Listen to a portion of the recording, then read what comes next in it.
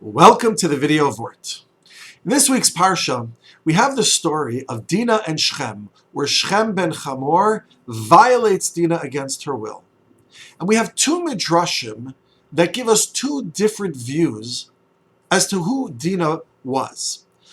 One story goes as follows, says the Medrash. When Esav and Yaakov were about to meet one another, Yaakov was afraid, and so he took his daughter Dinah, placed her in a chest, in a box, to protect her against the possible unwanted advances of Esav.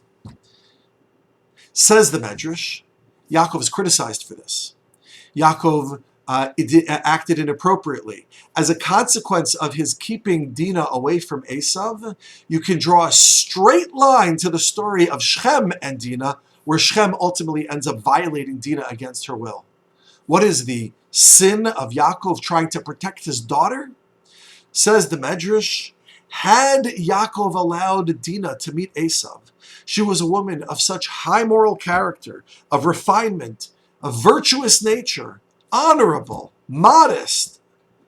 She would have influenced Esav, and she would have transformed Esav from a person of lesser morality and lesser modesty to a person of greater refinement and nobility.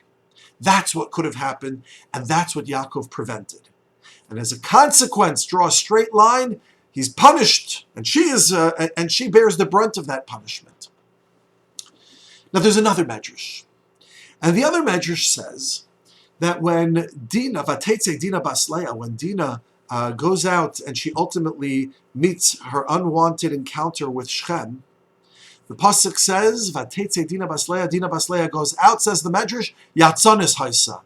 She was a Yatzanis, someone who goes out, who seems to be out and about in the public sphere, and there's some implication here of a lesser modesty, maybe even a licentiousness. So here we have two pictures of Dinah.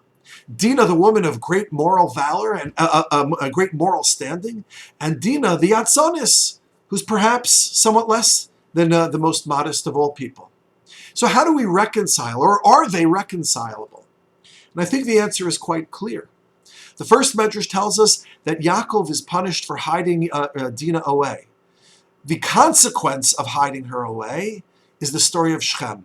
Because by creating such a restrictive environment around Dinah, by preventing her from engaging Esav, she loses the capability of being able to engage in Esav. And so now, when she ultimately does meet someone of the outside world, she does meet someone out and about in the public sphere, she is entirely vulnerable and maybe even somewhat participatory in the licentious behavior, which ultimately leads to the unwanted violation. When it comes to Dinah, Dinah was a woman of extraordinary modesty, says the Medrash. But by restricting her and keeping her away and hiding her and making her and preventing her from engaging Esav, ultimately you get just the opposite. This requires a great amount of wisdom to know how and when to engage the outside world, how and when to engage a character, a situation, an event which stands diametrically opposed to our values.